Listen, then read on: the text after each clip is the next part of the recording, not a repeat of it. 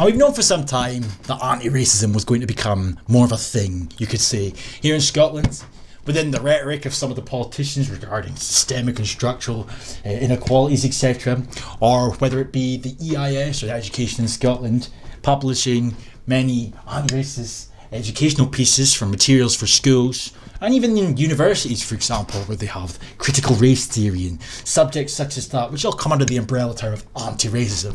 Because anti-racism is not opposing racism, it is an ideology.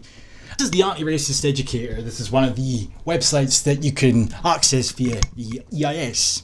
And their about page has the following. I'll just read a bit through it. It says, based in Scotland, the Anti-Racist Educator is a collective of educational stakeholders, including students, teachers, parents, academics and activists, working toward building an education system that is equitable, free from racial injustice, critically engaged with issues of power, identity and privilege. It's easy to think you're not racist by treating everybody equally, regardless of race. But educators need to consider what it means to actively be anti-racist. Anti-racist education acknowledges that just following the status quo is not enough to truly counter the deep roots of racism that they claim exist. Anti-racist educators need to constantly reflect on their teaching, realising their power to inadvertently reinforce racial hierarchies, with the power to perpetuate racism, be it explicit, interpersonal, internalised, etc., comes the power to intentionally dismantle those racial hierarchies. Oh, that's so riveting stuff. This educator seeks to engage in partnership work with models of local communities of colour, of course, including allies as well as established organisations, conducting anti-racist work across institutional, educational, political and personal contexts. The anti-racist educator values practices of inclusivity, integrity and solidarity that reaffirm racially diverse identities and experiences. Oh, isn't that cute? And compassion, aiming to work in responsive and affirming ways, including respect and value a variety of lived experiences. Critically, the anti-racist education adopts an understanding of race and racism as intrinsic to issues of social, cultural and institutional power across its intersections with faith, gender, sexuality, immigration, etc. So the anti-racist educator recognises that identities are fluid and bound to context, requiring critical engagement with the broad range of both minority racial identities and whiteness as the racial position of power. Whiteness. Yes, race doesn't exist, white people created it.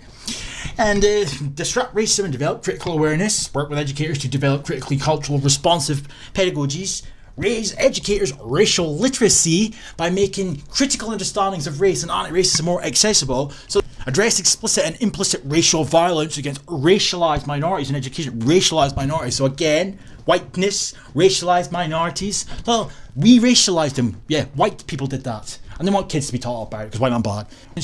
Empower, to value, share and construct different forms of knowledge and understandings of power and identity and privilege. Provide safe spaces for people of colour. Alright. You know, so you get the drift. I love their glossary. It's just filled to the brim. White supremacy, anti-Muslim racism. It also says whiteness, white fragility, critical race theory. Realised that the Green Party's Ross Greer got in the act by saying in an article here, in Scotland, like elsewhere, these feelings can be hard to articulate, especially if we are white. Privilege can't be renounced, but being an ally means listening to those who are oppressed when they tell us how to help dismantle the whole system. You'd like that, wouldn't you, Ross, considering you're bordering on communistic yourself? The black-led libertarian struggle needs to happen everywhere. It needs to happen globally, where predominantly white countries still enjoy a legacy of wealth extracted from predominantly non-white countries and a continued economic, political and military dominance that brings, of course, we need to dismantle all the white countries. Because that's what the UN wants. It's rather similar to what the UN want, in fact, but I'm not going to point the blame for this one. It needs to happen in Scotland too. So we have a Green Party MP wanting to dismantle our whole system for black people. Our claim to be a diverse and inclusive country must be earned, not assumed. If there's one miracle to come out of all of this, it showcases just how false the claims of diversity being a strength really are. Scottish history isn't just Wallace, Bruce and the Jacobites. What are the lessons in Scotland's role in pillaging of India? For example, the massacres and atrocities committed from Africa to New Zealand to America.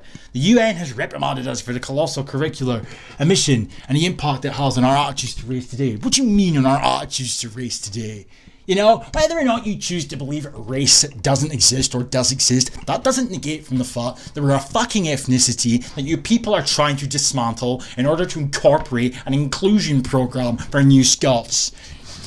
Whilst we teach our colonial history, we must also recognise a vibrant and largely untold black history as part of Scotland's story, one deserving of its own space in our curriculum. Here we go. So George Floyd dies, and this is the solution. The country where a black man died in custody 5 years ago without a single officer being charged. The death of Sheku Bayou in Fife is now the subject of a public inquiry, and it's going to figure out, supposedly, whether or not it was race related. But a guy died in prison in Scotland who was white not that long ago, and as far as I'm aware, the officers in question, the police guards, were never reprimanded or charged. But they didn't call that out for anything to do with race. Why? Because he wasn't black. The automatic assumption, yet again. You keep bringing this man up because he's black. That's all you've got to cling to. When a white guy gets killed by cops in America, you don't say anything. When a black guy gets killed, you start a race war, or attempt to. And here we have Yousaf, who spends all of his political time complaining about racism and Islamophobia. That's all he does.